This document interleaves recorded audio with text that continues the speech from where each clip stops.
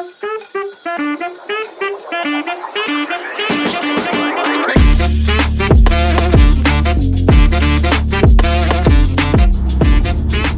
folks, this is live from my car this week.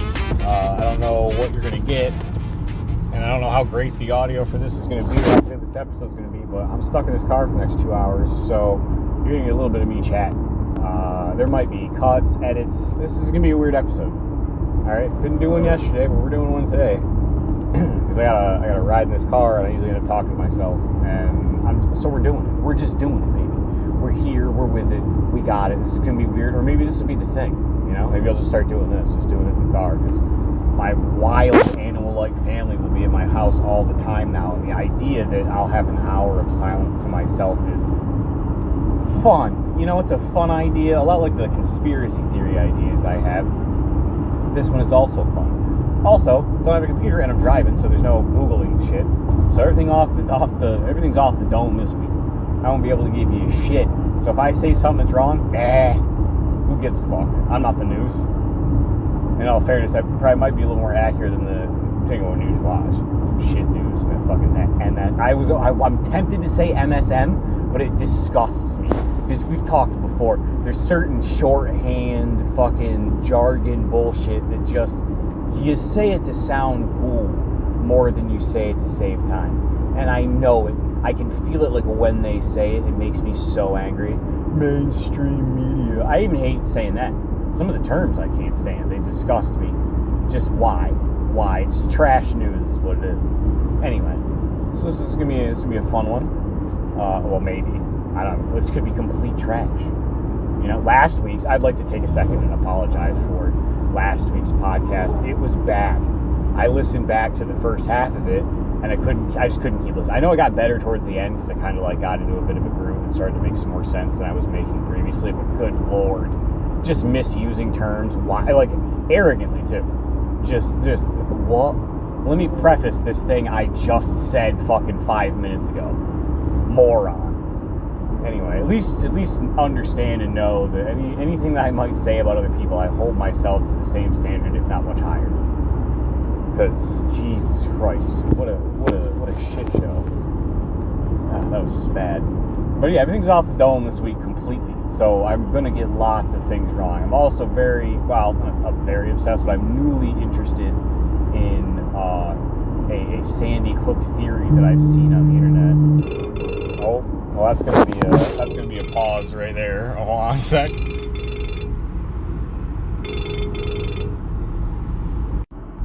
All right, and we're back. So I'm newly interested in a Sandy Hook theory that I saw online. Because I'm not the idea of like crisis actors has always seemed insane to me. Like that they're faking these events it seemed pretty crazy.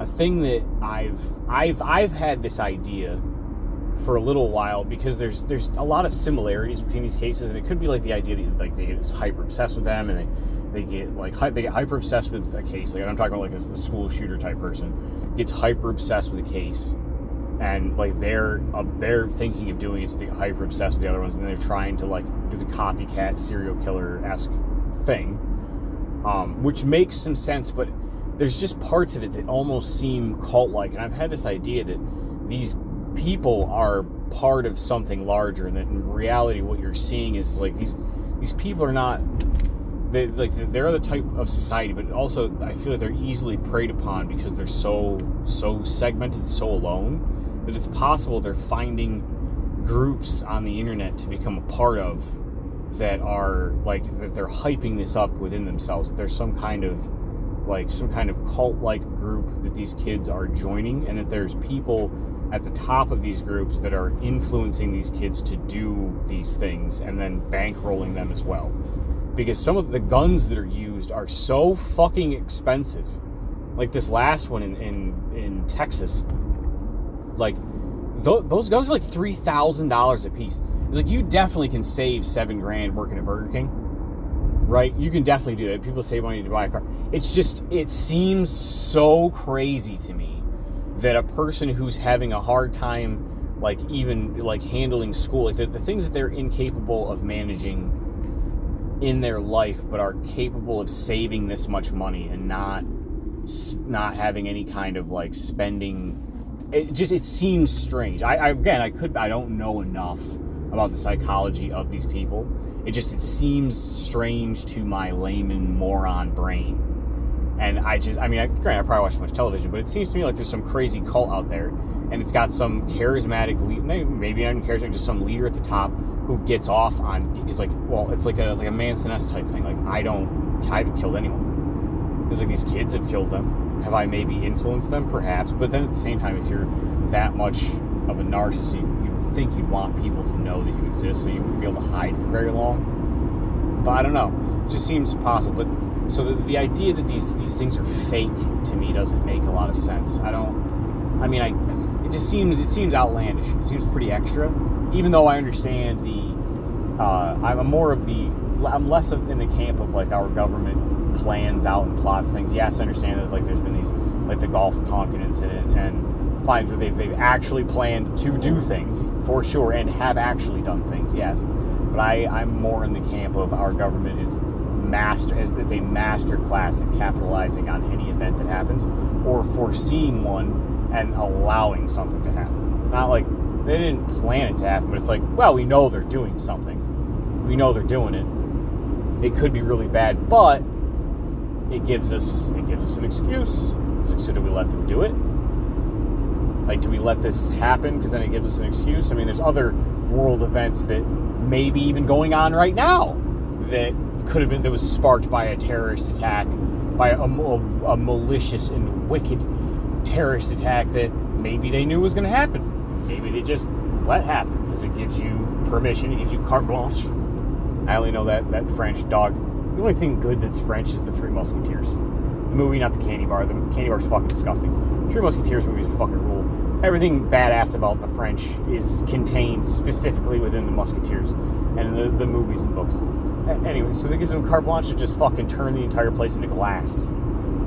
So is it possible that that's what's really going on here? But anyway, the Sandy Hook theory that I saw, again, this is loose, based off of a tweet that I read this morning, or they call twit-longers. I don't know what the fuck they are. But this guy, I was reading his outline and some of the stuff, and his idea is that the reason why Sandy Hook looks so weird from the outside, why there's so many things that don't line up, like that the kid used guns that were legally purchased by his mother, even though there's no records of her ever purchasing or having a permit for these weapons, exists. The fact that his father took off, like immediately vanished, like the day of vanished, and took off the strange trips that his mother used to take where she would leave him at home for longer just would leave with meals prepared, and the idea is that this town and this location was a witness protection like town, where they would put people who were in witness protection for their safety and new identities and new lives, and that what we're seeing isn't a cover-up of a false flag event. What we're seeing is a cover-up of a breach of witness protection, where someone either followed this woman back, like to and from whatever she was doing, and then realized she was gone, came in, and because there's no, and again, loose details I read off of this thing, apparently there's barely any DNA from this kid on any of these weapons, but there's DNA of some specific felon that's found on them, and that there's DNA from other people. But there's barely any DNA from this kid whatsoever on these weapons. And the idea that I believe the idea is that some group or that was looking for these people found them, and that what you're seeing in reality, instead of a school shooting, is a hit on the families of these people in witness protection. It's like, we know where they are, and it's like, and we're going to kill their kids. This is a bunch of them all in a school. So it's a systematic execution of the children of these people that are in witness protection. And then we've got other kids that get killed in the melee, and that the idea is that the cover-up is that there was a breach in the witness protection program, that all of these kids were killed as an assassination, because that would undermine all. Are you going to trust witness protection? If you hear that, like, oh, you mean that fucking town that all these people were sent to, where they found out they were at and they fucking went there and killed their kids? Yeah, for sure. I'm gonna for sure testify against Bowen. Yeah, that's not happening. It's like, exactly. It's like, and do I think that's the case? Probably not. Again, I will say 90% of any of my conspiracy theories or the things that I find interesting or fascinating, it's because I think they're fun. Except for the subterranean, the subterranean ancient human civilization. That shit's fucking real. That's real. That is real. I don't know about this Nephilim stuff. I don't care about any of that. That's real. I don't care what anybody says. I'm going to need unbelievable amounts of evidence to prove that that's not the case. And then it opens up to the fact that, like, I'm open to there being, like, I'm also open to there being aliens. And that, like, of course you wouldn't live on a fucking planet. On a planet is the worst place to be. On top of it is a goddamn nightmare. It's like, yeah, sure, it's a paradise sometimes. It's like, sometimes. It's like, but I guess the tectonic plates in the underground isn't as volatile as we think it is. But I don't know. Again, moron here. Don't forget that. You're listening to an idiot. You always have to get there.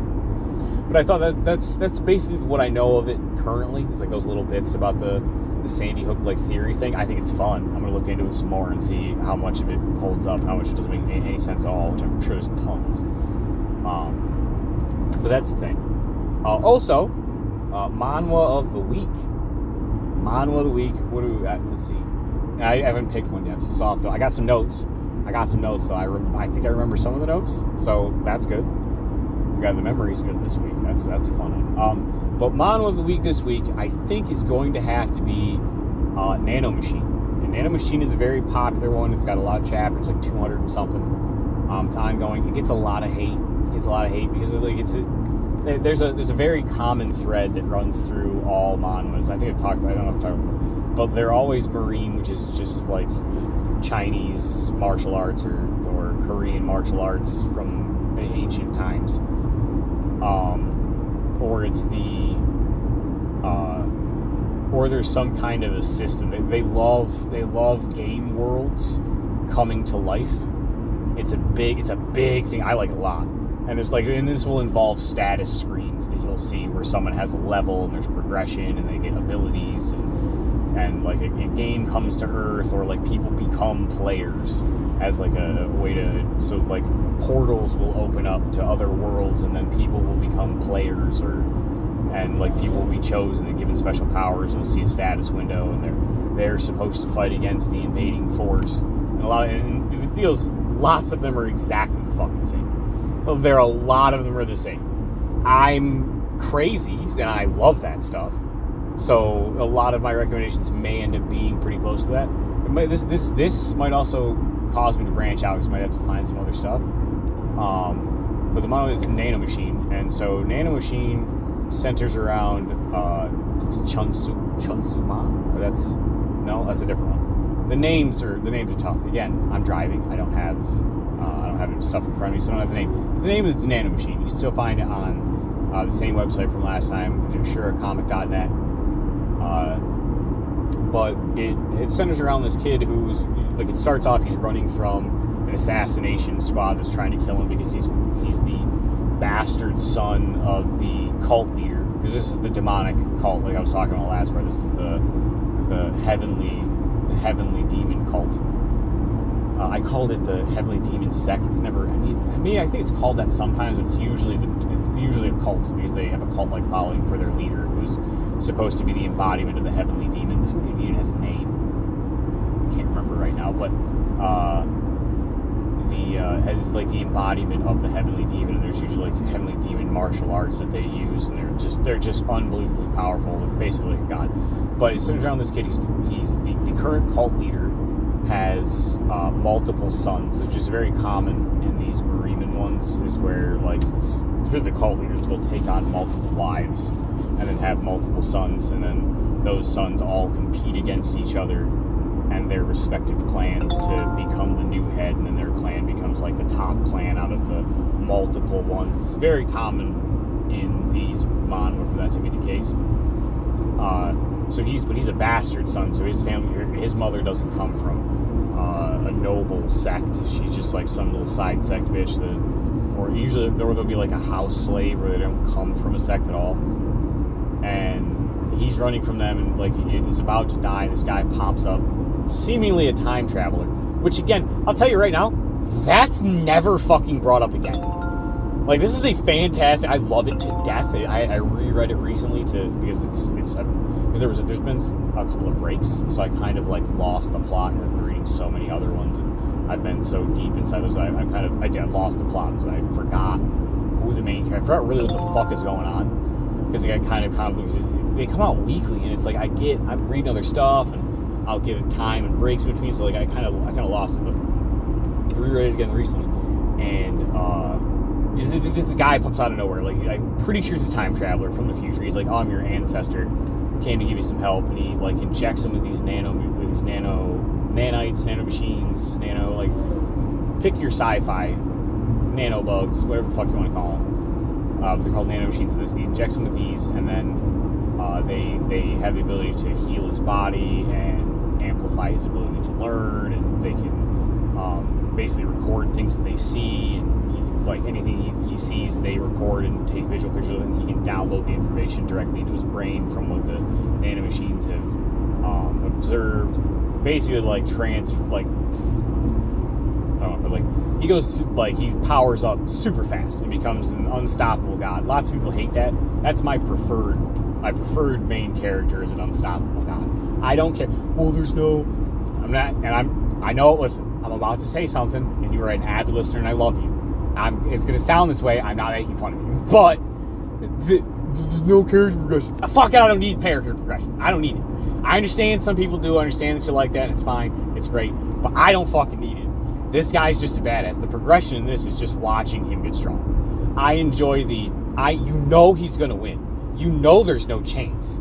You know that he's going to whoop this dude's ass. I just want to see how he does it this time. I love to see just, like, yeah, he's going to win. Of course he's going to win. But how's he going to do it this time?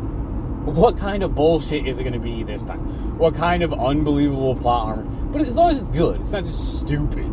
Where, like, the other guy forgot that they have powers. And it's just like, this guy's just better every time. Constantly. Like, getting better always. That's the progression I like. I don't need to see them change and grow as people. I like to see, like, and this is the thing that I enjoy. I'm not, again, I will always make it sound like I am knocking something that everyone else enjoys. Bear in mind, it's because I think it's fun. I don't actually think negative of a person who disagrees with me, even though I will dog you fucking constantly for it. It's actually, I don't mind. I'm only doing that because that's where I come from initially. I can't really, and this is an honest thing. We're gonna move away from it. I told you, Nano Machine, it's fucking awesome. Guy's a badass. The art is fantastic. It's got shitloads of chapters. Fucking read it, all right? Surecomic.net. Get on it. Anyway.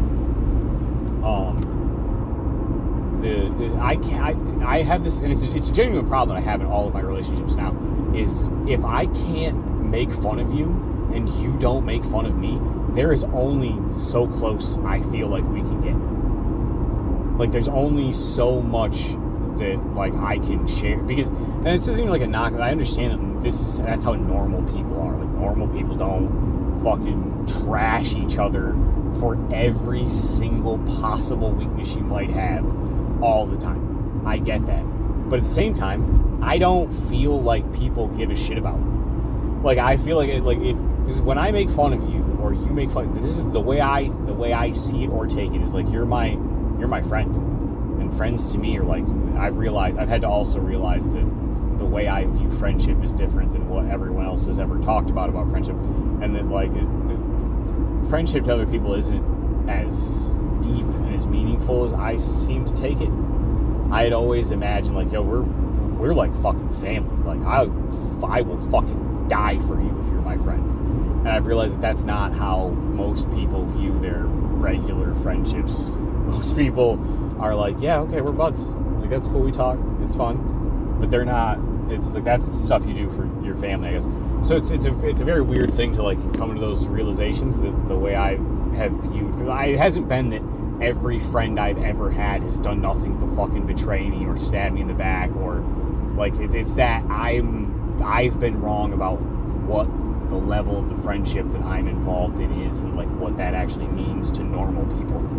Like what that means to normal people when they say these things. And like, so my friend, like the friends I had in high school, and the way I had always viewed it is, these are your friends. Of course they see these things about you that you don't like, and that are things like that you're going to be made fun of. It's like, yeah, they're going to make fun of you. But they're still your friends though, right? Like, they're still here. They're still there every day. They still talk to you. They still laugh with you. They still listen to you when you have a hard time. They still got your back. So clearly, these things that you think are a problem, that you're so bothered by, aren't that fucking important. Because this person who loves the shit out of you picks on you for them all the time and it's still there. They must clearly not give a fuck. Because they know it exists. So much so that they're willing to make fun of you for it. And like, they think it's funny. And like, that's the funny part, is like, that it doesn't really fucking matter. It's like, these things aren't actually fucking important. Like, this thing I'm making fun of you for, who gives a shit? It's like, I'm still your friend, so clearly it's not that important. And it's like, and at the same time, are you so married to this thing that like you can't, it's so precious to you that it can never be made fun of? It's like, then you're taking something and yourself a little too seriously. And you gotta like, and seriously, that might be a source of the anxiety that you feel, is the fact that you can't let go of these things. And it sucks for me, because it's like, do my friends not see these things? Like, it must actually bother them. And like, you can't make fun of me for the weird fucking dumb shit I do and say. Then like, does it actually bother you? Like, we never talk about it. It's like, so is it actually? So I don't know anymore. Like, I have no idea. And then I don't know when I'm doing something weird, or when I'm way off base. Like, the amount of people who will like disagree with me openly is very small. Even when I know that they don't agree with me. Like, I know they don't, but I don't know if they're afraid that we're going to get into some kind of crazy argument. I mean, that's not to say that I don't get animated or emotional, but I'm never mad. I'm never angry that someone disagrees with me. I need you to disagree. How the fuck else am I going to have any idea whether or not what I think is right is actually right? Unless somebody out there is like, hey man, you know that you're stupid? Like, I'm like, well, okay, why? And then you give me like 6 or 7 reasons. I might argue against those reasons, but at the same time, I might have an argument against them. I was like, but it will at the very least allow me to like bolster my argument. I'm more than willing to change my opinion based off of evidence given to me, because that's how fucking science is supposed to work. Last time I checked, before the definition got changed, before, that thing that happened a few years ago, the definition of what science means is changed to zealotry, and not the actual scientific method by any means. It's like, so, but back then, it was, you test your theories out, and that's why we're trying to talk to you, and nobody will disagree with me. It's very rare. And I know that they just, like, I guess you don't want to argue, because arguing's fun to me. I like to argue. Especially if, like, I'm wrong about it. I'd like to find out. I hate that I'm wrong, but I like to find out that I'm wrong so that I can fix it, so I can be right. What I want it to be is right. I don't want to win. I want to be right. And being right eventually means admitting when you were wrong so that you can adopt a new thing that you've learned. Like, you have to. It has to be that way. It will be that way. I will never be mad. It depends on if I'm, like, being talked down to, or, like, talked to like I'm a fucking moron, which I try not to do to anybody, unless they're being an asshole. In which case, I try to stop, because I try not to fall into traps, during a conversation, because people will bait you into other things. Like, when you start to win at a point, I found myself doing the exact same thing when I can't combat a point, instead of just admitting the fact that, like, I don't have enough information to combat what you just said. Like, I can't say anything against what you said. Like, I lean against not believing what you said. And again, let me preface what I mean when I say that. I lean towards not believing the information. I believe that you have it. I don't think that you're lying. I think that the information that you have is incorrect. And not through any fault of your own. I think that, like, where you got, like, whoever generated this information is wrong, is what I think. But I am open to evidence to prove that I don't know what the fuck I'm talking about. I'm open to that. I just need to see it so I can see it for myself and, like, read through it and, like, figure out, like, where does this come from? How does this go against it? What are the complaints against that? It's like, so that's my point where I'm at when I have, when I'm going against somebody, because a lot of times the people that I are, not the people I argue with, but when I get into an argument, it's usually with strangers, the things that they'll argue against, they're so very much in favor of the fact that they are absolutely right that I don't. It's like, dude, what? How can you be so fucking sure that you're right? I'm like, the thing I will always lean on is like, I don't know. I think this is the case. There's very few things that I would put all my coins in basket on. All my coins in basket, is that a thing? Eggs in a basket, right? Something like that? I don't even know I don't know colloquialism. I think that's also the word. Yeah, fun. See, sometimes, and again, I heard it in a TV show used in that manner. So yeah, I couldn't even tell you the fucking definition of the word. Probably couldn't spell it. Good Lord, I couldn't spell it. Oh my God, if you could only use the words you could spell, I'd be stuck at 3 or 4 letter words for sure. For sure. But yeah, and I just miss being made fun of and making fun of people. Like I wear fucking Hello Kitty pajama pants, for Christ's sake. No one says a word. Not a word. Are you kidding me? What the fuck is going on? Like, what? Are you joking? It's just, I get away with it. I just get away with it now. I can do whatever the fuck I want. Just get to wear whatever I want. No one makes fun of me at all. Are you joking? I should be made fun of. Like, everyone needs to be made fun of. If you cannot handle being picked on by your friends, I don't know what the fuck is going on. Like, you got it. Like, how is it not fun? Like, it's not fun, like, to like, have your friends rib you about something that's dumb. Like, it doesn't make you laugh to, like, that your friends pay attention to you as a human being. They even notice you at all. It isn't, I don't get it. I cannot understand. Like, I am dying for someone to call me a fag again. You have no idea how bad, the level to which I would laugh if I was like, oh yeah, dude, I was reading this fucking Chinese webcomic and somebody goes, fag. Dude, I'd piss myself laughing. It would kill me. I miss it so much. Like, I can't tell you enough how much I miss just getting mercilessly made fun of. And then being able to, like, slam back. Like, did I tell you, I used to be Mike rides a bike with no seat. It was Tommy Toomers, Mike rides a bike with no seat, and then Josh, whose cousins fucked each other in the ass. Like, that was the wildest story. That was insane. Like, he's either a genius. I mean, I think he's a genius. I think he just picked something to make up that we'd make fun of that wasn't real. I really do. And his acting, top notch. I tell you, like, literally, the dude might be, like, sneakily the funniest fucking guy I've ever met. Holy fuck. And it just used to be, like, us talking shit. I still remember, I got kicked out of school. Was it in school? I can't remember if I got in school or out of school suspension for threatening to kill them. Because they opened the fucking window. They had the window open. It was annoying. And I told them, like, Josh, if you don't close that window, I'm going to come over there and I will fucking... I used to threaten. I'm a big threatener. I will threaten. I am the least violent person. I'm very angry. Like, if you're an inanimate object, I'll fucking throw that shit across the room, snap it in half, stomp on it. I'll slam a door in specific situations. I'm going to slam it everywhere. In certain situations, I'll slam a door. Sometimes the wind slams the door, which is real and true. But sometimes I will slam a door. I'm not above that. But I'm not a violent, like, get into a fist fight type of person, like, hit anybody. Like, that's never, like, but I'm a huge threat. I don't know, and I realize, my mother used to threaten me all the time. Big threatening murder constantly. Until fucking the school shootings, it was fine. But just, like, I threatened, like, hey, close the window or I'll come over there, or I'll bleed you like a stuck pig. That was usually my go-to threat. It was, I will bleed you like a stuck pig. As though I'm really going to do that.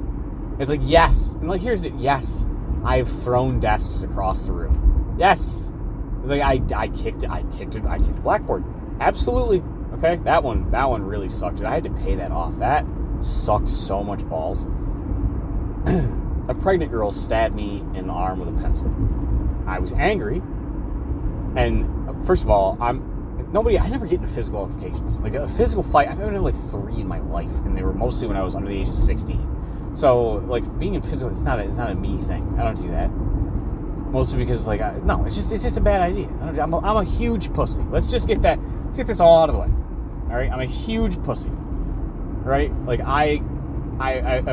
if put into a physical altercation thought process in my head, the dude's gonna beat me to death, so I'll probably stab you because I'm scared I'm gonna die because I'm a bitch. I'm a huge pussy. Like, like a tough guy will get into a fist fight with you.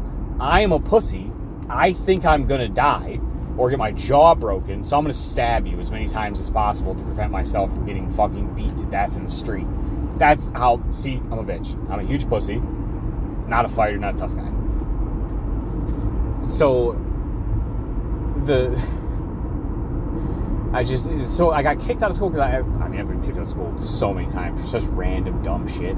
It's usually for being an asshole. I got kicked out of school one time because I called this white kid. I called him a coon and he called me a cracker, and it was funny.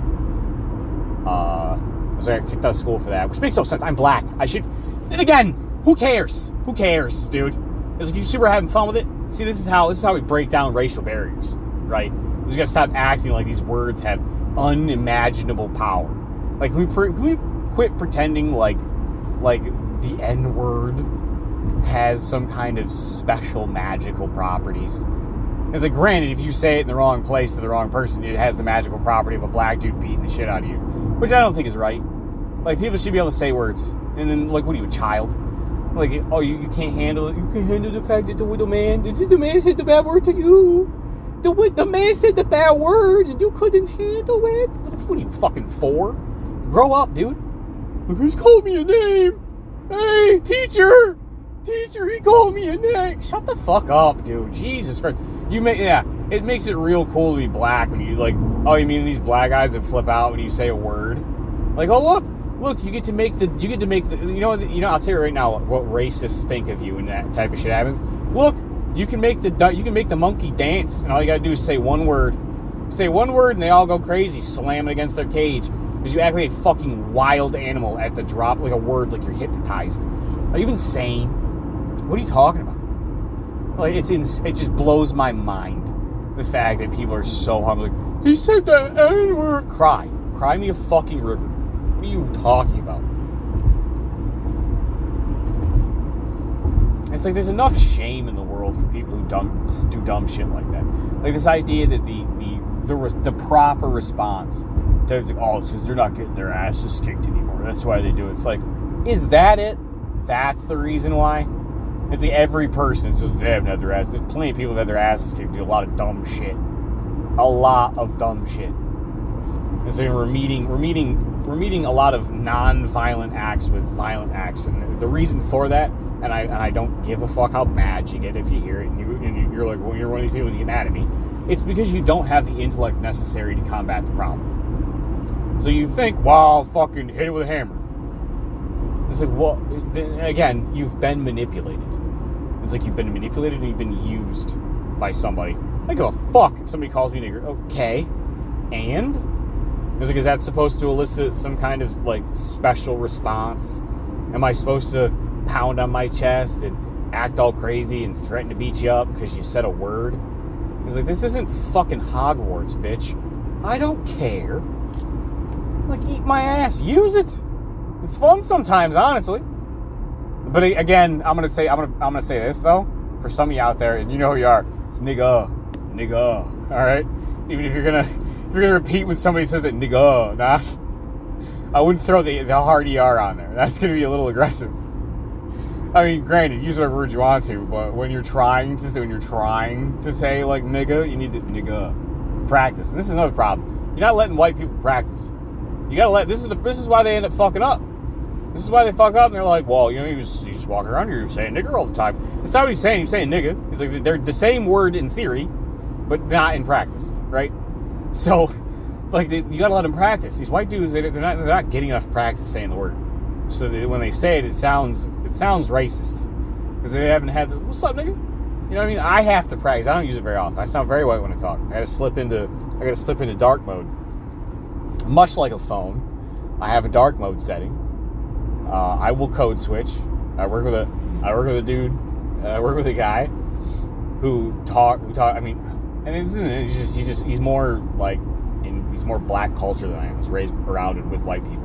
I'm like Drake, and and so I'm not gonna like pretend, but you just slip into it. Like it feels like a thing you slip into. But this is the thing that people do that naturally, regardless. If you go down to the South, you start talking with a bit of a Southern accent. I avoided it quite a bit, even though the girl that we were friends with down there, Kayla, she had a very, very Southern accent. It was great. Like, I used to love listening to her talk. We'd like hang out and smoke blunts together, and just like listening to her voice was great. Just like the way she talked was fun as hell. But people do that in general. They slip in and out of accents or ways of speaking. It's to fit in. It's monkey see, monkey do. Because actually, I was about to say we all come from monkeys, but I guess there's a chance that the evolutionary theory of Darwin is starting to fall apart based off of scientific evidence. I haven't looked into this very much. I know that the religious types are balls deep in that now. They're like, oh, your evolution thing's gone, so the Bible's true again. It's like, okay, simmer. It's like, okay, it's very possible. Who the hell knows? I like the idea that there were manipulated monkeys that are just used, and our obsession with precious metals and diamonds is because we're used specifically for mining precious metals for some alien species. That's another fun one. Good God, that shit's fun. I want any one of these to be real. Like, real life isn't fascinating enough. Oh shit, that's on. That's pause. Got an incoming call here. Hold on. Sorry, folks. Oh my God, we're back again. It's a Backstreet Boys song. Backstreet's back, alright. Anyway, what the fuck was I saying? See, that's gonna be a problem, because I have no idea what the fuck I was just talking about. People just adopt certain ways of speaking. Yes, white people need to practice. You need to give them the N-word classes, give them nigga classes. you gotta let them practice that shit up, I think. Fuck, I think I lost my flow right there because of that call. We'll get back into it. Maybe we'll cut this part out. I told you this one's gonna be chopped up. Maybe. Maybe I'll just be lazy as fuck. But there will be intro music. There has to be. There's no way to put it up without the intro music. I love the intro music. I didn't listen to it for this podcast. I usually do. You know what? We're gonna slip right into it. We're gonna slip right into it because there's some admissions that might be fucked up. I don't care. But before this, I had a very specific schedule I was adhering to. The last time it was fucked up because I smoked during the recording of the podcast, right at the beginning, and that's why I think it was so bad. And I was trying to replicate what happens. I shouldn't say that. But yeah. Anyway, let's move on because that might be an admission to something I shouldn't be doing. So anyway, we'll move on to the other part. The other part is I think I should not jerk off before the podcast. Now, don't get me wrong, okay? Listen, stop. I'm not like jerking off to the idea that I'm about to do the podcast. That's fucked up, right? So what happens is this is my alone time. Nobody's in my house. I get to be a complete degenerate, right? I get to come home, take a shower, fucking bust out the coconut oil, and just, treat myself. Give myself we'll call it a spa day, right? Now, I usually do that as soon as I get home. I start that whole process so that I'm good and I'm done, and then I can start the podcast. But I wonder if I should hold off and not do that, because I am kind of tired and don't give a fuck. It's like that post-nut clarity, but it's like post-nut don't give a shit about a goddamn thing. So it's hard to even start up because I'm like, who the fuck wants to record? Like, who the fuck gives a shit what I have to say? What's this? A podcast? What? I want to sit here and eat something. Speaking of eating something, I am fucking starving. Definitely should have eaten before I started this drive. A snack or something. Fuck. Sorry, we'll stop at Tim Hortons. Stop at Timmy H. I really hope I don't make a wrong turn here somewhere, because I feel like there's a good chance of that, because I'm talking and not paying attention to where the fuck I'm at. But I don't know for sure. Man, what would be really funny is if I've already missed this turn. And that's why there's a chance where I'm at right now it doesn't look super familiar. Damn, guys, did you... Listen, I'm going to blame y'all. I'm going to blame y'all for distracting me if that's the case. Can I use Google Maps? Pardon me, Jesus. Can I use Google Maps? Oh, wow, hey, listen. I'm not using Google Maps right now because that would mean I was using my phone, and that's not something I would do. That's not while I'm driving. What? That's not something. Okay, no. I'm 10 miles. I gotta turn right on the road. So we're good. We're Gucci. We're fine. We're in the zone there. Not like I'm not even. Yeah, because I'm about to drive through DeKalb. The only thing I know DeKalb from is being on the fucking news from like DeKalb Junction, either playing in a game like from a score or their school closing. I'm in DeKalb. What the fuck's that even mean? It's probably some guy, some fucking war hero, and I'm just trashing the names. It sounds stupid as fuck. I think guy's got a lot of wood. Stop there. Like, hey, bro, can I buy some wood from you, sir? Buy some wood from the Amish. Amish. How are you supposed to pronounce that? I think it's German or something, right? I don't know. Kind of lost some wind there, folks. Oh, but I was talking about beating off. Yeah, so I think I got to stop. I got to stop jerking off for the podcast just to keep me focused, because I just get into it like who gives a fuck? Like, okay, why? Doesn't matter. Speaking of not giving a fuck, there is a very special trait that I think I have too much of, because it causes me it's a negative, it's a what's the word? A term? It's not a term, it's just two words. GPS signal lost. Shut up! Fucking GPS bitch. I gotta change her to be Australian again. But I think it's a net negative for me. The thing that I have is the ability to just say I don't fucking care. Like, to genuinely just at a certain point, something will, the cost benefit analysis of the thing will cause me to, I don't give a fuck about that. I don't care. Fuck that. Nope, not doing it. Not a thing. Don't give a shit. Fuck that. Fuck every goddamn solitary ounce of that. Nope. And I think more people need just a dash of that in their lives. I think they need to be able to just say, who gives a fuck? Like, stop caring. Stop giving a shit. Like, stop paying attention to that, because there's nothing you can do about it. Like, who gives a fuck? Fuck it, or it's just not important. Who cares? Who cares? I think more people need that in their lives. And, one of the topics that is a little bit more, because I had more of that, I think, at another point. We'll see if that brings itself back around, because I don't really got the vibe for talking about that right now. But I do have the vibe for talking about this Caitlin Clark chick. People know who this is? The basketball player? She's a WNBA. Don't know about the WNBA. You shouldn't, because who gives a fuck? But there is this obsession right now with saying that this Caitlin Clark girl is being treated the way she's being treated because of the fact that she's white. A lot of people, these race-baiting pussies, want to just latch on to, like, oh, it's because she's white. It's because she's white. No, it is not because she's white. I mean, it might be part of it, a small portion, but this is how women treat each other. I know I'm going to get a lot of shit from a lot of women who are going to, it's mostly going to be men who claim that like, that's it, you're a sexist pig. I have done nothing my whole life. 95% of my friends have been female. 95% of the people I've chosen to hang out with, who I talk to on a regular basis, have been chicks. Like, some of my biggest mentors in my life, female. Like, I have spent my life basically analyzing these people, and I'm telling you, this is how women treat each other. If there's ever any moment where one girl gets more attention than the rest of them, and she isn't the queen bitch.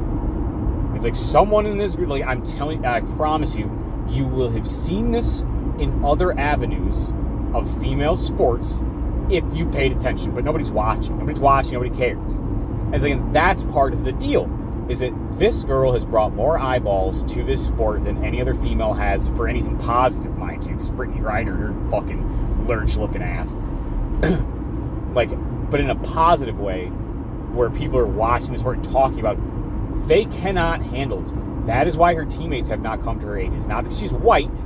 It's because none of them like the fact that she gets more attention. They're not pissed that she's white. They're pissed that she shows up late to the thing, to the press conference, because people want her autograph. She's popular and famous, and they are not.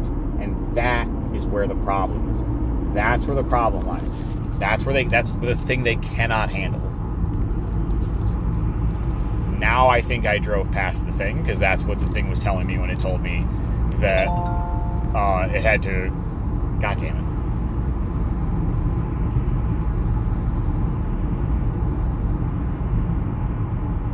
I hit... Motherfucker. I want the thing work. I'm gonna lose my mind.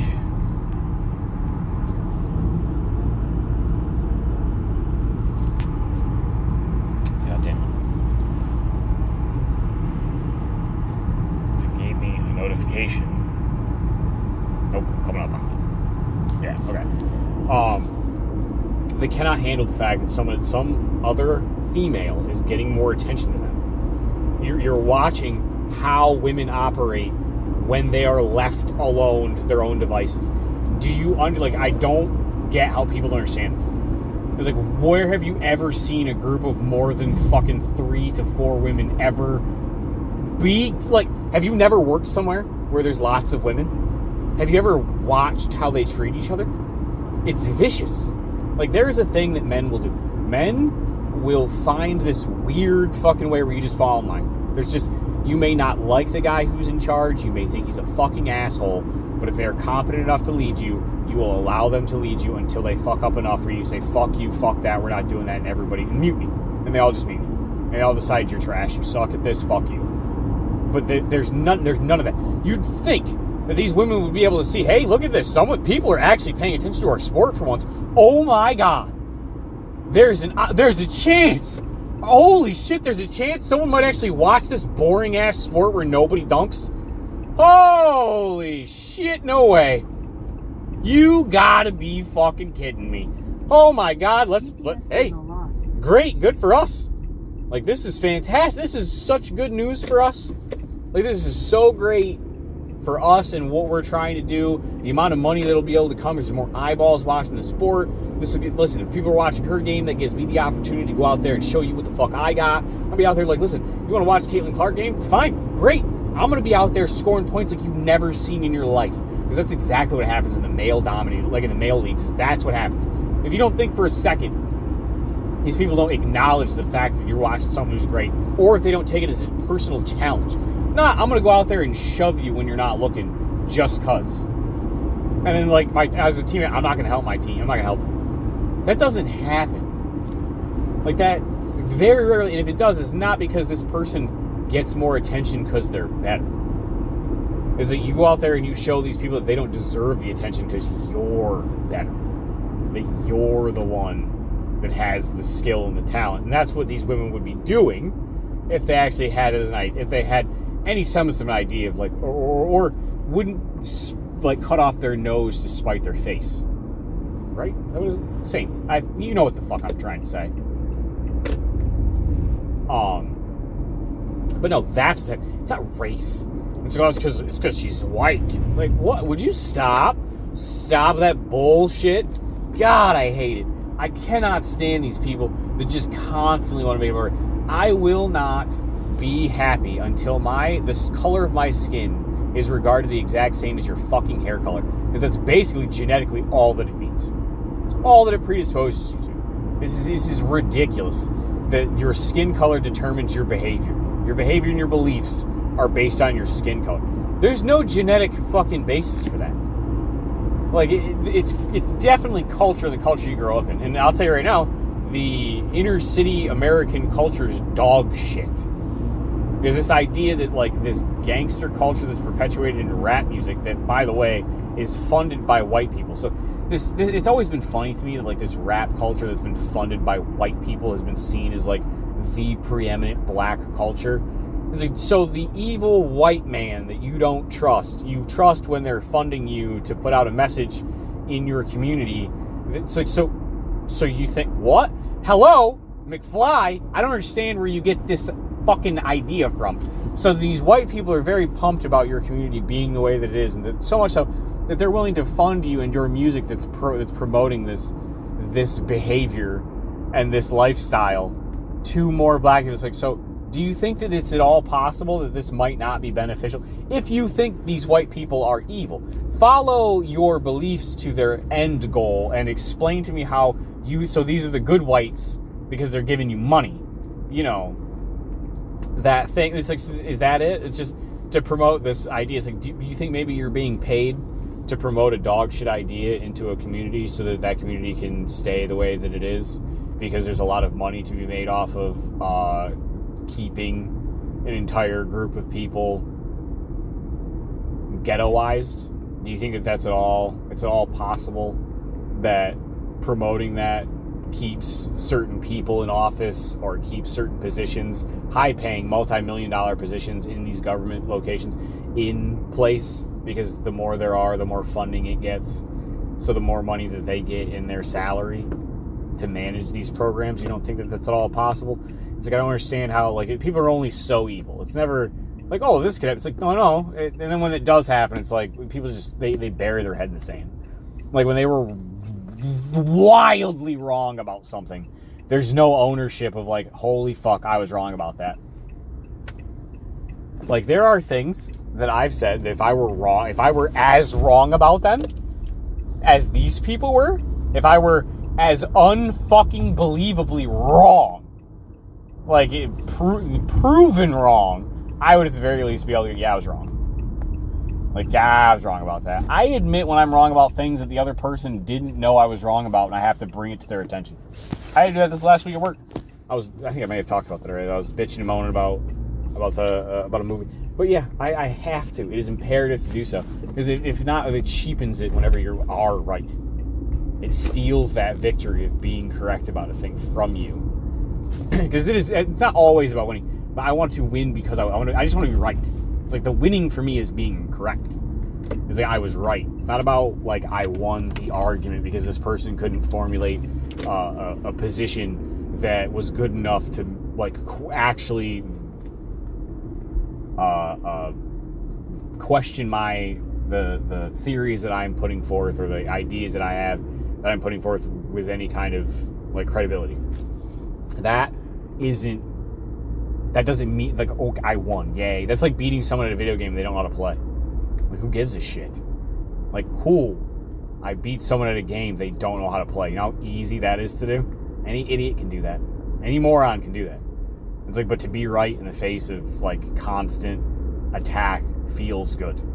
Like to be, and then especially once you've like the battles you lose, you get to hone your argument the same way you'd hone a blade. You just sharpen it. Every time you're wrong, you sharpen it more. You sharpen that nick off of there, and it gets sharper and sharper until you like wield the truth as a weapon, which I've been told is not a good thing. If you use it as a weapon, then it's no longer the truth. Okay, sure, boring. I may have contradicted myself, and I do care, but it's a specific kind of winning. It's not just winning to win. Like, who gives a fuck about that? It's about being right and winning because I was right. That I think that's important. I think that's what I enjoy. See, we're circling back around. We're all over the place. We're a little all over the place. We circle back around to points. And yes, I do talk about my dick a lot because I don't get the opportunity to talk about sex that much. Because I get it's weird in conversation with people. I don't think they're a big fan of like constantly talking about sex, but it's a thing I'm very interested in. I like it a lot. I think it's a lot of it is we've gotten into this place of like the direction I was hoping we'd go in with like the sexual, like a sexual revolution is more of an openness and conversation and less of a I let everything inside me all the time or I fuck everything that moves. I don't think that that's good. I don't think that's beneficial. I do think it's beneficial to have I think it can be beneficial to have multiple intimate partners. Not thousands, not 100, but like for intimate, like deep, meaningful relationships. I don't think that all these relationships can last forever. I think, especially when you're young, I don't think it's possible. You grow and change too much as a person. Is it possible to grow together in the same direction? Yes. Do I think that if I mean maybe it's not possible based off of like how we've evolved as people, but I think that it's maybe possible from a cultural standpoint if you look at relationships less as a this is going to be forever and more of a this is a very important, meaningful relationship that I'm going to have right now, and as painful as it is, more than likely this will end. Like, this will end, and trying not to be bitter or filled with rage about it as it ends, like noticing the problems. And it's not always that you'll be able to work with me. And it's not even to say that you should just give up or quit. I think if you both feel that you can and there's the communication exists there, which again is the problem, there's just not enough communication at all between anybody for anything in reality. Nobody's talking enough to each other or to one another for whatever reason, fear, or you're uncomfortable with speaking, and that just gets worse. I mean, it's even worse now. These kids kids today can't talk. Like, they're terrified to answer their phone. Like, you can't even talk on the phone with a stranger. I hate talking to strangers in public, but I can do it. I can carry on a conversation. I mean, you might get a weird fucking story out of me if you poke the bear. And I'll be honest, nothing tickles me more than spouting off like totally right-wing ideas in front of like older white people who they're not expecting it at all. They're not expecting it whatsoever, and I start dropping stuff like just out of nowhere, like agreeing with them, saying things that they wholeheartedly love. Which I know that if I started making clips, and I've thought about it, like just to make, and I don't know how much is just a disgusting level of promotion where it's like, hey, I'm making these clips saying these things, like I kind of believe them, but it's basically because like I want you to hear a black dude saying this shit, and you're gonna love it, and you're like, holy foul, I can listen to this black guy, and then I can use his quotes in the conversations that I'm having, because that again is a problem that I have, is that white people aren't allowed to have a fucking opinion without being called a racist. It is insane. I told my friends probably way before it got this bad, like 9 years ago, I said that, and at the time it wasn't true, but it got very close to true, got closer to true now, is that it's like the 1950s but for white people. You're not allowed to, it's like the segregation where like white people aren't allowed in places on campus. Well, what the fuck are you talking about? That's insane. That's segregation. That's the foundation of it. That's racist. Just because they're white doesn't mean it works both ways.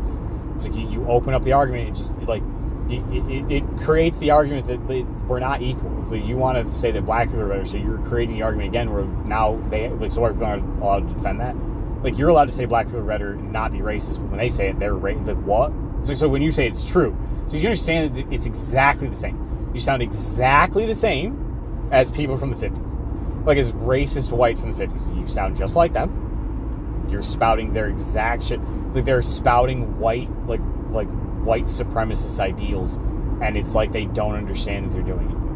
Because no one challenges them on a daily basis, and then they just get to say that they're racist. And it's because the black community has been allowing that to like be their fucking crutch for the longest time. Like, it's a crutch they lean on constantly. Well, it's because they're racist.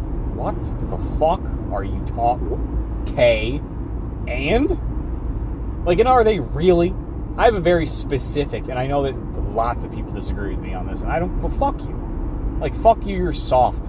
You're a soft bitch, and you have. I guarantee you've barely actually encountered enough people to say, because it's always some white guys like, no, I have a racist percent. Like, you have a person in your family that doesn't fucking know any black people that says dumb shit.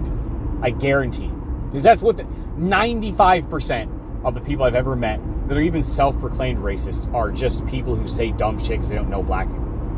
You know what you see on TV, and you probably know what you see of the lowest fucking dregs of black society, the worst that we have to offer. And that would be like saying that every white person is the worst white person that they have to offer. And it's not even close to true. Because here's the deal. The worst that white people have to offer and the worst that black people have to offer are very fucking similar individuals. Very similar individuals. They meet almost every one of the same metric for the most part. And then once you get to the opposite of the spectrum, where you're not talking about like the poor, like I don't mean like all poor people are trash, but usually these people happen to be poor, is that the opposite of that spectrum is not so much that it's evil white people, it's that evil rich people or evil greedy monster pieces of shit people, which is greed being the main, like a fucking sin that's just completely ignored. It's like, sure, ignore a lot of stuff in the Bible. The 7 deadly sins should really be paid attention to. Like, very much so. And I love the one that they will point to that's always the one that gets used as the argument against ignoring all of the 7 deadly sins is the one of thou shalt have no other God but me. And I like the interpretations of that are, it's like, it's not that, what's really funny is, I think I actually remember hearing, because Ricky Gervais has the argument of, like, imagine being that selfish. It's like, well, you can't. It's like, no. It's like, it has to be me. You worship nothing but me.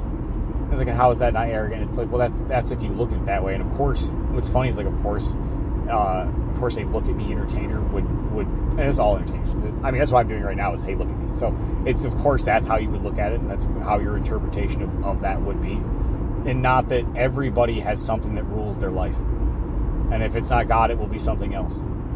And in all fairness, look, when it's that type of God, it's like the ultimate good. So you're trying to worship the ultimate good, which is, I don't know how I feel about all that, but the idea of just throwing out the rest of them because you don't like that one, even though there's a decent argument against that, is insane. It's like, so greed is fucking terrible.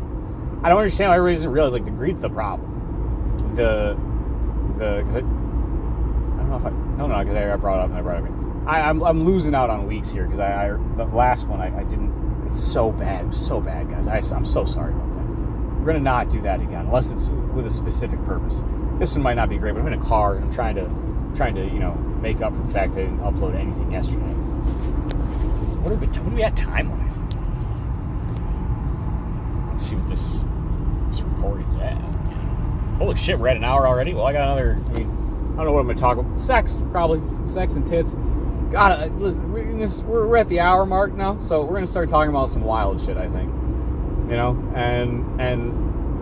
porn. We're gonna talk about pornography and where to find it, and I think why part of the there's definitely some wild shit going on. I don't know how I feel about this cuck stuff, like, because like the older I get, I see these, especially these videos of like on like his Reddit porn. Fucking Matt Shane Gillis dogging people for Reddit porn. Fuck you, dude. Like, I like Reddit porn. I am a deviant, though. I shouldn't be taken as like a normal test subject. I'm definitely on the far end of that. But I think that I do see a lot of crazy shit, like these chicks that are getting gangbanged in hotels by complete strangers. Like, my hope is that, like, that you do that because, like, that's fun and you enjoy that, and it's not like trying to fill some void in yourself because you don't feel good enough. Because that's the thing that, like, I worry about the most, and why the idea of, like, fun random sex isn't, I don't think it is, and I don't know if it ever really has been. Like, GPS signal lost. Because I think that a lot of the people that are doing that, I mean, even myself included, because like I said, when I have sex with somebody, that I get the benefit I feel from that, of like being able to have sex and it being good. Trying to talk about it without sounding gross as fuck, because like any of the words you use, like it sounds so gross. But like if I have sex with somebody, like being good makes me, because I don't have a lot of things in my life that I'm good at. Like that's what's, like, I don't have a lot of things that, like, where I can point at and be like, I am fucking phenomenal at this. It's like, but I am very good at I'm very good at it. And again, not with like banging random, because I've never been one. I don't go up to bars and like meet people, like strangers, and then fuck them. It's, I have sex with people that I know and care about. I can't, like, I don't think I've ever, maybe I've had sex with one person I didn't really care too much about, or they didn't care. And like, I've had interactions that have made me change, like, the way I've done things. There's one woman I slept with, and it really stuck in my brain, and I've thought about it ever since. And it's been it was the one and only time it's not a one. I mean, it's a one night stand, because we only had sex the one time. But it's not a one night stand like that. I met her at like one time, and like that was it. So I'd met her a couple of times, and like we hung out a little bit. But I slept with her, and like while we were having sex, she asked me to tell her that I loved her, and she's like, "You don't have to mean it." And I was like, "This is," and that's when I like in that moment, like, "Oh my God, this is a terrible thing I'm doing." Like, in that I don't have the ability to, like, ever since then, it's always been, I've only ever had sex with someone I've had some kind of relationship with, like whether we're friends, so that at the very least, like, you don't have to feel, I don't want anyone to feel like that. Like, if you're doing this because you don't feel like somebody loves you or cares about you, it's like, like, like if you're this doesn't have to be a thing. Like, I care about you as a person. Like, sex is fun. I enjoy it. Like, this is a really fun and enjoyable thing. And, like, I get to share, because you just share something with somebody, to be vulnerable with them. And it's very hard to hide parts of yourself and still have, like, good sex. You have to share part of yourself. You have to open up and feel comfortable and like like a part of who you are with another person. That's what I like. I like the connectedness feeling of that. I like to be able to share myself with another person and feel them accept you. Like, there's an acceptance in that I really enjoy and I like a lot. But you can't give that to somebody, I don't think, if you're just having randoms, because there's no foundation of anything else. So then they feel like the only part of them that matters is this. And it's like, the only reason I even got to this part with you at all is because I like you as a human. Like, I like the person that you are. Like, I think that you matter. And it's not that, there's nothing, again, it's never anything that's special about me. It's the fact that, like, I can see the fact that you matter. And if I can do anything to make you see how much you matter, that means something to me. Because maybe I've done something in the world. Like, if I can make a few people realize how special they are, especially when they don't know. There's enough fucking special people out there with tons of fucking friends and are wildly successful. Good for them. Good. That's great. I'm happy. You don't fucking need a friend like me. You don't need someone in your life who will tell you to, like, I don't give a fuck what you say. You're fucking wrong, and that's a dumb fucking idea. And it's like, and if I didn't like you, I'd fucking tell you, because there's tons of shit I can't stand. And it's like, and I might tell you some things about you that you don't like about yourself. It's like, good. If you like, are these parts of you that you love and adore, then you better fucking develop some other parts that are pretty fucking cool, because these parts suck, and nobody likes them. And a lot of times, I don't think those parts are part of them. I think it's a defense mechanism, so they can hide who they really are, because they've been made fun of, they've been picked on, they feel like no one will love them, or no one will care, or no one sees them. It's like, fuck that, I see you. It's like, I see you, and I hope that I can make you see how special you are, so that you get to a point where you respect yourself enough and care for yourself enough that you want a friend that's better for you than me. Because there will hit a point in every relationship that I have where being friends with me, especially if we're close, if we're very close, like if we're like peas in a pod close, there will come a point where you will grow enough as a person that you should shed me off, because there's things I'm not changing about myself. Like, I am not the best person. There are things about me that are, this is me, this is who I am, this is how I will be, because I can choose to be no other way, because it disgusts me to be anything else. Even if being that way would make me more successful. Like, could I make a bunch of shorts right now with a bunch of, like, talking points that I know are buzzwords that people love? Seriously, put just videos of me talking into a camera, saying, like, how great Trump is, and just a bunch of just right-wing nonsense. Like, even the right-wing shit I think is completely, because I'm not right-wing at all. Fuck that. Those people are constantly trying to get in my bedroom and tell me what I can and cannot do with my dick. Fuck you. And fuck that. So, yeah. Tell me what I can and cannot do with my body all the time. It's like, so, nope. And I'm neither. I was like, but I could definitely get on there and spout some of that bullshit. And if you don't think it would get likes, are you kidding me? I'm telling you, white people love seeing black dudes say shit they can't say. It's when the Hodge twins are, I mean, that and they're funny as shit. Don't ever forget, the Hodge twins are fucking hilarious, dude. Watching those two, they're a little too far right again. But that also happens, I think, to a lot of these YouTubers, because you get a lot of positive reinforcement from one side and a lot of negative reinforcement from the other, so it just shoves you in that direction. Instead of, like, keeping you in the mind of, like, being in the center. Like, ignore the positive affirmations these people get. Affirmations? I don't know. The positive that they're giving you, because it's manipulation. They're doing it, and they're not telling you that. Like, I'm going to tell you right now. I'm going to tell you nice shit because I want you to listen. I want you to listen. I want you to be part of the cult. But there's multitudes to that. Is it to my benefit? Absolutely. Do I think I could benefit you? Maybe a little. Not a lot. If nothing else, to allow you to be able to see yourself for who you really are. Because I guarantee you there's people that are listening to this right now that don't know how fucking awesome they are and don't have someone in their life that tells them. It's like, that's how the fucking world is. There are shitloads. That's why people listen to podcasts. That's why there's a lot of lonely people out there, because they don't have people in their lives that are willing to tell them, like, yo, you are fucking worth something. Like, you're meaningful. You're a meaningful person. And if you aren't meaningful right now and you really don't think there is, I guarantee there's something you can do. I think there is. You'll be able to find it. And it's like, you know what? Hey, listen, if I don't have a lot of people, I'll help you out. We'll work on it together. Why not? It's like, just tell me about yourself. I'll find something that's cool as fuck about you and you can ride that out. Because everybody's got something. Seems like, except for me, seemingly. Everybody's got something they're fucking awesome. It drives me nuts. I hate it. Every one of you fuckers out there that has... I'm going to tell you this right now. Everyone listening to this, if you have a fucking talent or a skill and you're not using it, fuck you. Fuck you so goddamn hard. I would give up so much in my life to have a fucking marketable skill. Like, just one thing that I do that's fucking fantastic that I could market to the world and do that, like, I get to enjoy. My brother is a fisherman. And a fisherman and a hunter. And a fucking phenomenal one. A phenomenal hunter and fisher. Like, angler, whatever the fuck you want to call it. Don't care. He's unbelievable. Like, and he used to make a ton of money taking people out to, like, go fishing, and has the ability to be a hunting guide or a fishing guide without question, without a doubt.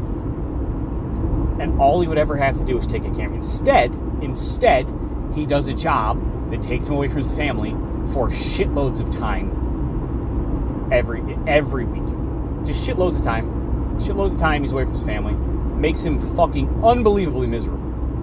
Wildly, does not make him happy, does not feel good about his job, miserable as fuck. And so he chooses to do that because he does not believe in himself enough to know for a goddamn fact that literally, I don't care. Look, all the benefits, great.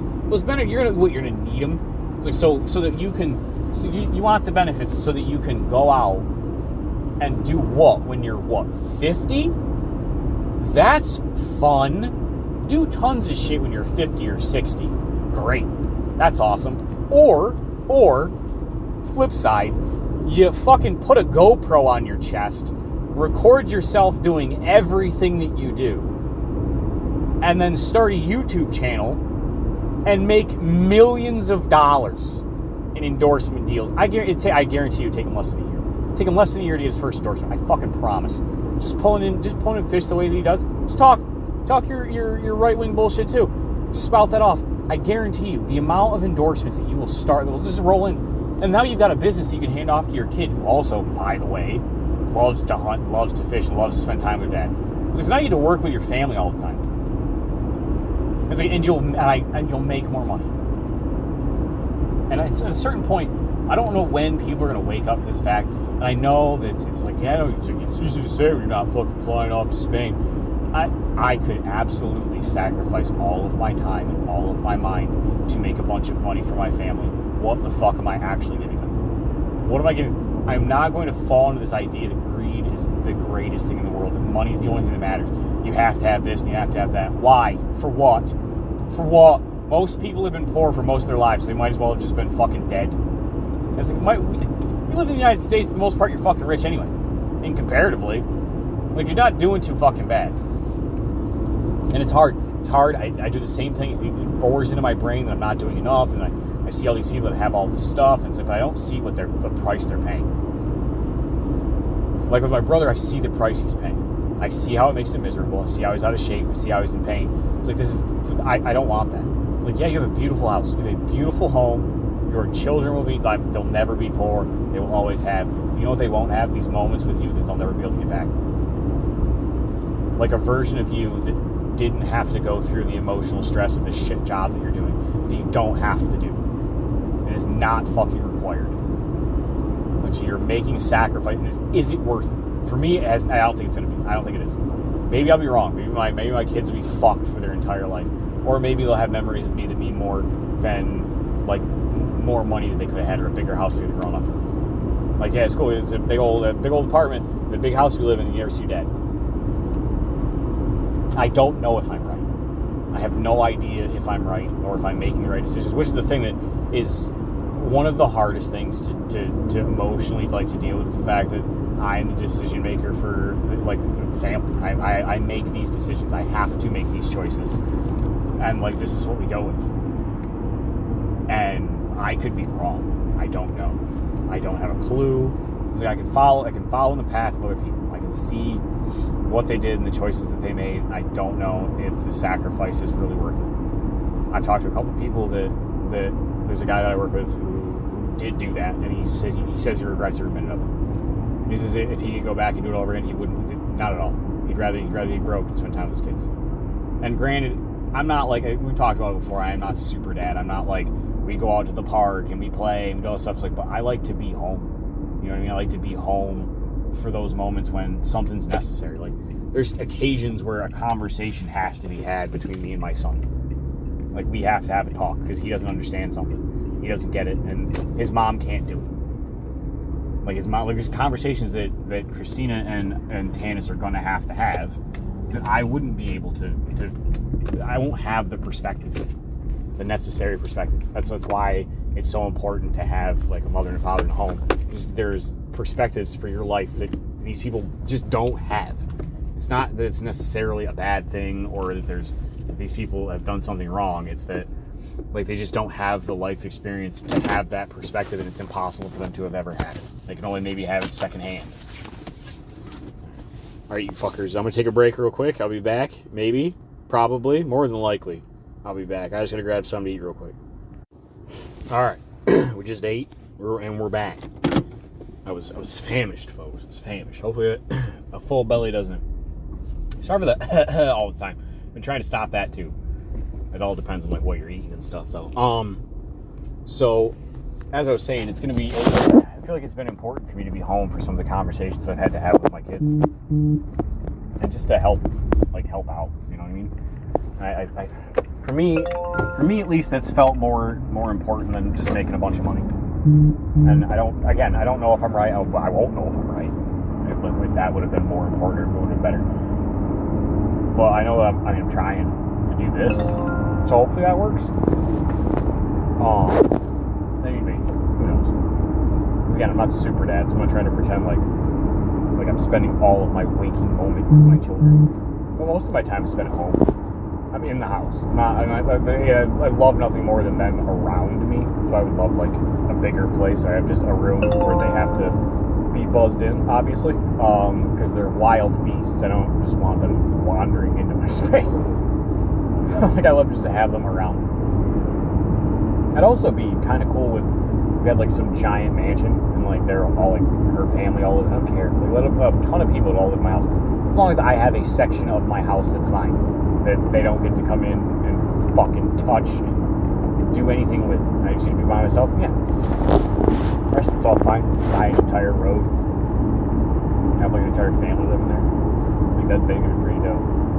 We're gonna hear some of the things that I hear in my thing, or if it's only from the microphone. I don't know. We'll find out after we listen to this. I mean, we're long now. We're like an hour 10, I think is what it said. Hour 17. Holy shit! I got like 45 minutes before I make this fucking rest. God damn. But yeah, so I think I think that I'm making maybe a good choice to not be greedy as fuck. But again, I've also not been presented with much of an opportunity outside. Like if somebody starts throwing money at me to do advertisements for a thing I don't like, I would hope. I believe that thing sucks, and these people won't trust me. Because there's tons of shit that I do like that is fantastic. I did a video on TikTok about a Denali electric screwdriver. You can get them on Amazon. Look it up.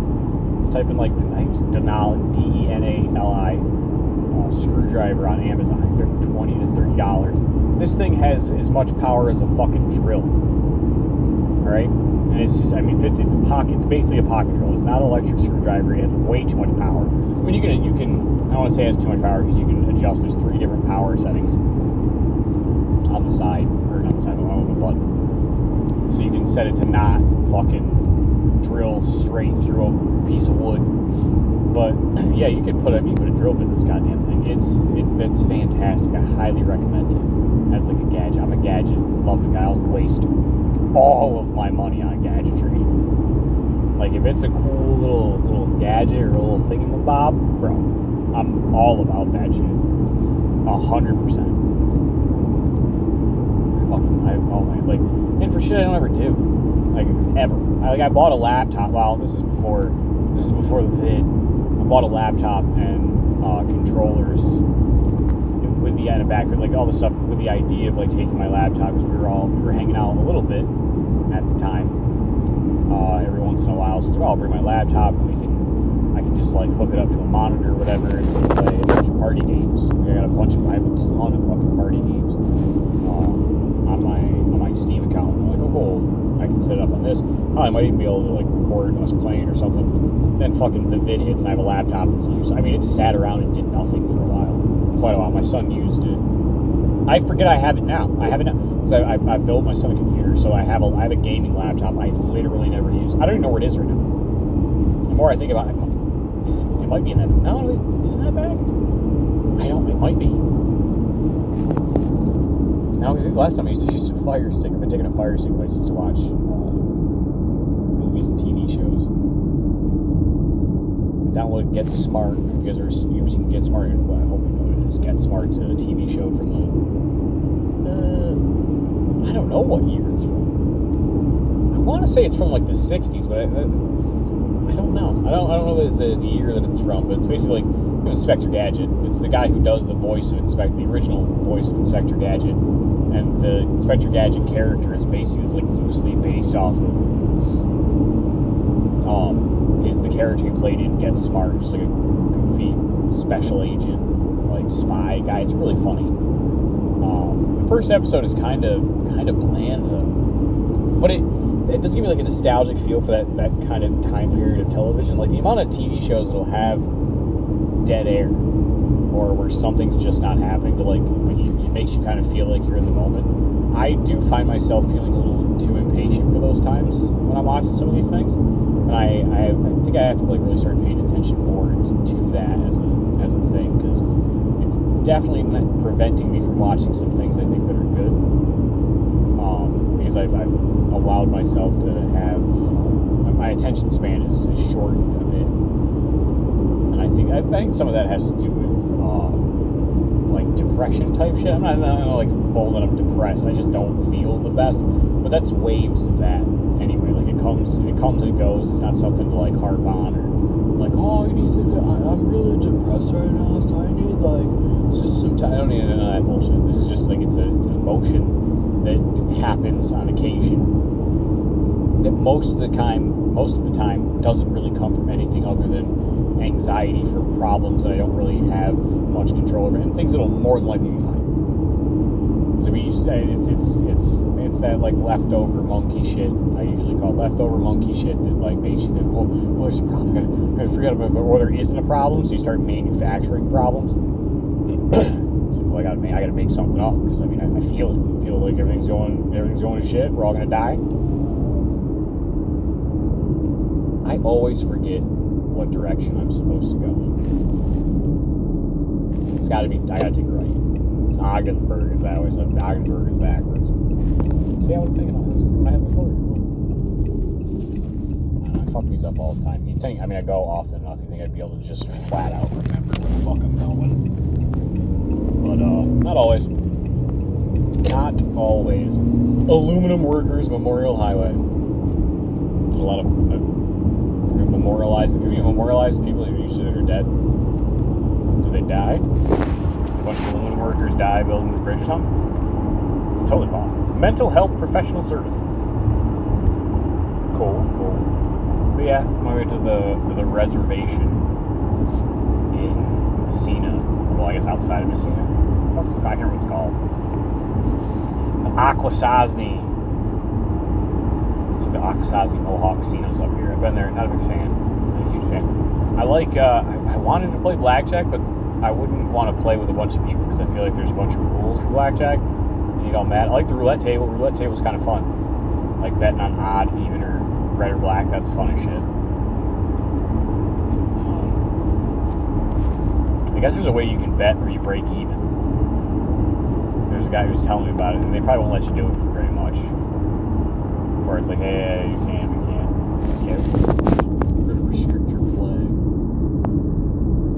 But yeah, no, it's pretty. I like playing roulette. It was kind of fun. There's no like real skill. There's just luck. I went like a cool run. I think I won like $80.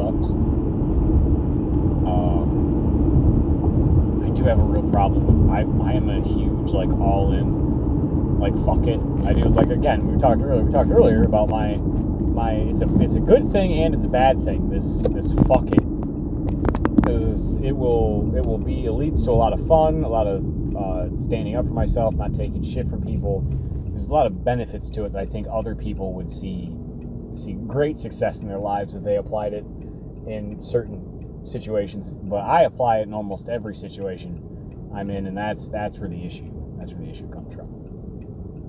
That's where we have that issue. Well, I remember talking about sex earlier. You remember what I was talking about? I don't remember at all. Not even. Well, I think I was talking about like. Yeah, because like you can't. I think it's. I do think I'm gonna go back to that on the line, but I just feel like it. I think that it's important to have a relationship with people that you have sex with, like that you're close, so that people don't feel used or less than, or that you're not hurting someone. Because I think a lot of times, like I said before, this is where these people, the only place these people find worth. And if you're not cognizant of that, you're not doing anything, you are using these people, and you will cause damage to them. Like you will hurt them moving forward. And it's why like and that's why I think now, especially the idea of like, do I think I can be friends with some 20-year-old girl? Yes, because I'm not sleeping with them. Like there's no real benefit to you sleeping with me. Like, because if you're gonna, because I am old now. Do you know what I mean? So the only reason that you would really is because you're looking for something that you should be able to find in something else first. Like, because you are definitely worth more than just sex. Like, you should be able to. Someone in your life should be making you feel that way. But at the same time, they should also make you feel good about sex. Like, that is also very important. I think that's because they'll just like walk away from it. It's like, well, no, it's just no. It's very important. It's very important because again, in that moment, you have to share yourself with someone. If you are skeeved out or scared or worried about sex, or you're uncomfortable with it, then it's because you're uncomfortable with sharing yourself with another person. And that, like, again, how close can you be with someone that you don't feel comfortable having sex with? You cannot. Because that means that there's a part of yourself that you're too uncomfortable to share with them, that you don't want them to see, that you're ashamed of or you're scared of, and whatever barrier that's keeping you from that isn't a positive one. There's no positive barrier to sharing that, except wanting to share it with someone special or someone specific, or that's when that's understandable. But like, not you have some kind of shame or something happened to you. And I have really, like, I get a lot of shit for my opinions on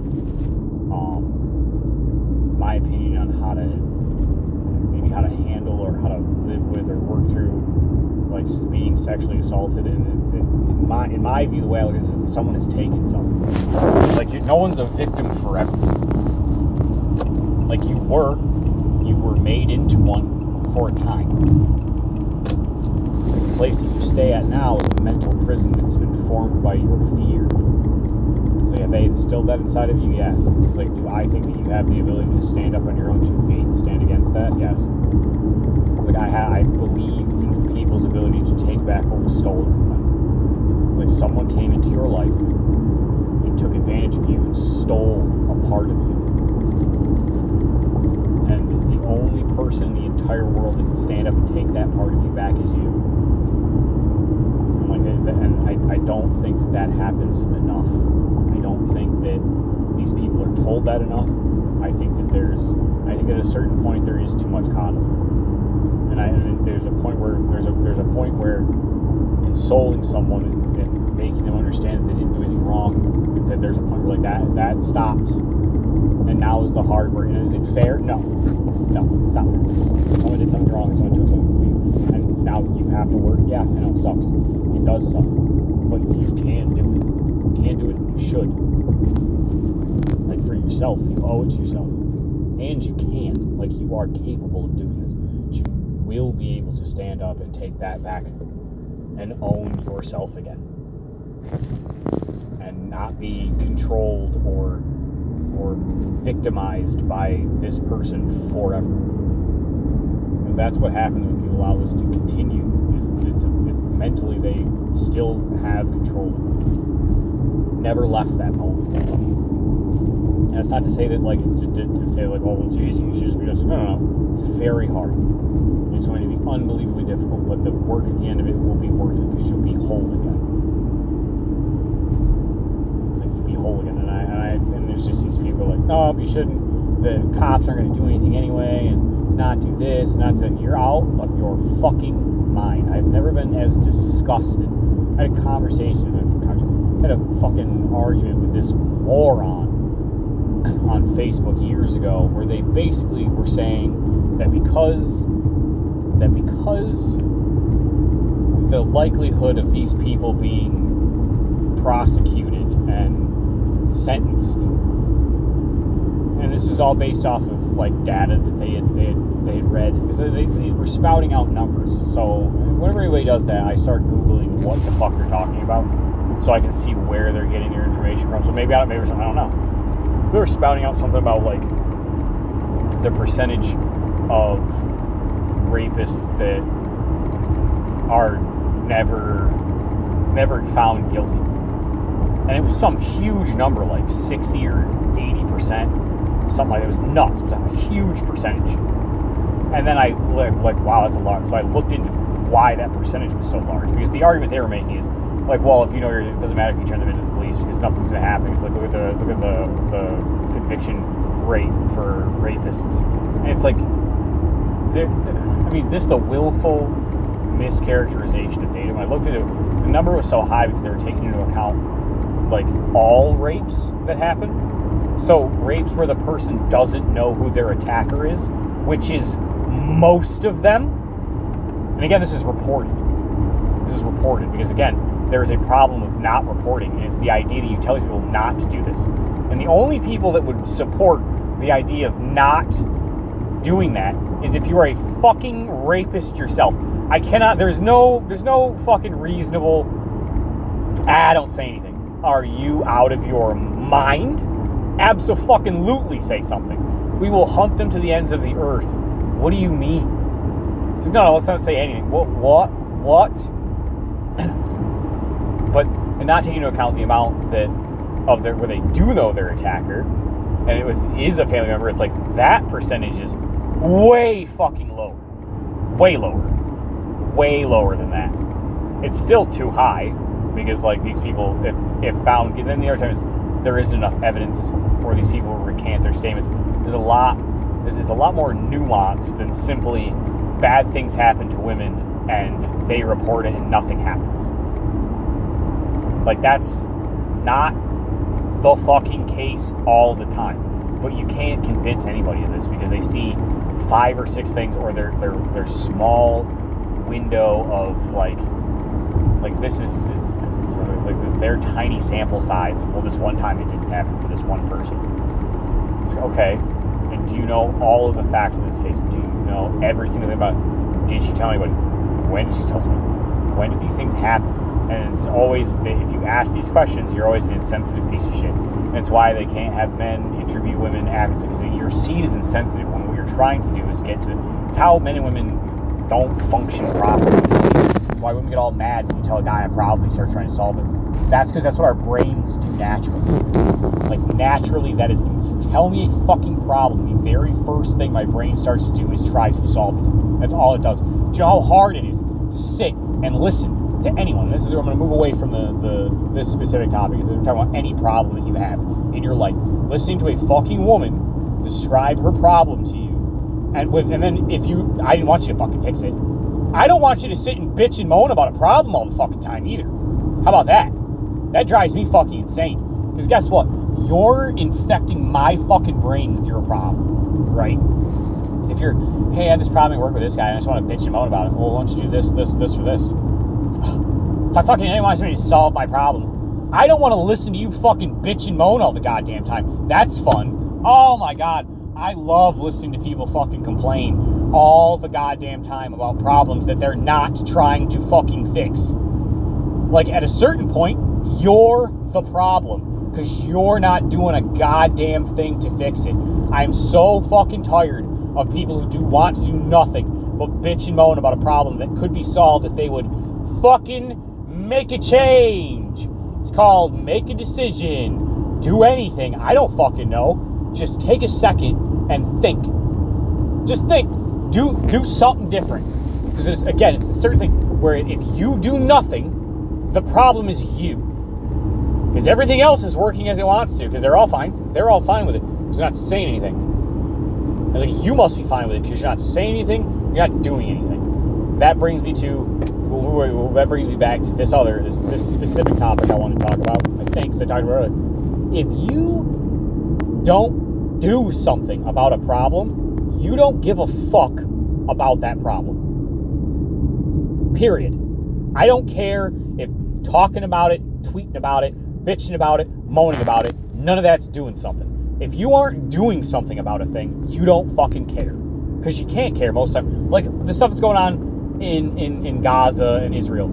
I don't fucking care. You know why? Because I can't care. It's not my job to give a shit. People will try, like, well, you don't think that this is that? You don't think this is this? What the fuck does my opinion mean to the lives? Nothing. Abso-fucking-lutely nothing. The idea that your opinion has some kind of power or it's got meaning is a fallacy. You're a narcissistic psycho if you think merely having an opinion on a thing affects the thing. It doesn't. It doesn't. You applying the minimal amount of fucking brain power to a thing doesn't do a goddamn thing. You lazy fuck. You don't actually give a shit. You don't care. You don't care. I don't care. Nobody cares. You know why? Because you're not doing anything about it. And little lame shit is not actively doing something that requires you to make a sacrifice in your own life to do this differently. You don't care. I go to work all the time. Why? Because I love my children and I care about them. And in order to do so, I have to do shit I don't want to do. So I go out of my way to do things that I do not want to do to make sure that their life is decent. That, my friends, is if you give a fuck. When you just sit around and talk and you do nothing, abso-fucking-lutely nothing at all, then you don't actually care. You just claim to give a shit. Because lots of people like to pretend and act like, well, I care about this thing. I'm going to tweet about it and get all this admiration, all this, you're going to talk to me. It's going to be great. No. They're worthless pieces of shit who don't give a fuck about a goddamn thing. If you're not doing something, you don't actually care. I've had this argument with tons of people, and it's like, no, you only think that because you want to think you care about a thing, so you don't feel bad about the fact that you don't actually give a shit. It's because you can't, and this is the thing, you shouldn't feel shitty because you don't care. Because you can't care. How much do you think you can care about everything? You can't. You're one person. You're one person, probably pretty fucking average, just like me, doing a whole lot of fucking nothing. You can't do shit. And don't let these fucking social media influencer cocksuckers make you think I'm making a difference. Are you? Are you making a difference, or are you making millions? I think that's what you're doing. I think you're making millions is what you're really doing. And it's in the guise of I'm helping people. You might be helping people secondarily, but that's not the fucking goal. The goal is to make money. Be honest about it. Like, the goal of my podcast, honestly, if I can make like 50 G's a year, I'm solid. After that, boys, let me tell you something. If I make more than $50,000 a year on this, the amount of shit I'm giving away all the time, like the amount that I'm sharing, like, it's insane. I would love to have like I have like some friends that are very goofy fucks that I would love to start like just doing anything. Like, it would be so fucking funny. I got a buddy Jay, who plows. You know how much fun I think it would be to fucking put a camera in his plow truck and just have him, just the wild shit he talks about, just film that. And it's just Jay's truck life. Holy fuck, dude. That would be so fucking funny. Like, Jay's truck thoughts. God damn. I got friends that do a bunch of cool shit, and there's nothing I would love more than to, like, be able to put money into what they're doing to do more cool shit. and like film it and show you guys what they're all doing and like what we're doing. And then I don't know, like do giveaways and shit and like cash prizes and like hook people up, help people buy groceries. Because like I don't need tons of money. I'd like lots of money. Lots of money would be fun as shit. But in all fairness, I mean, when I get money now, I'm poor now, but I get tons of money and I'm buying people shit, giving stuff away. I do that a lot. Mostly because it feels good. I don't ever get it twisted. If I do nice things or good things for other people because it makes me feel good about myself. I'm not an altruistic, perfect, great guy. That's not even close to true. I'm just as selfish as everybody else. I'm just a little bit more honest about it. But that's the podcast, folks. We're at the Rez. We're here. That was a pretty fucking long one. Well, you know, I love you guys. Thanks for listening. I've met a couple of listeners I didn't know were listening. I see you. You guys are great. Hopefully I'm here again next week. And as always, if anybody asks, I don't regret the things that I have done.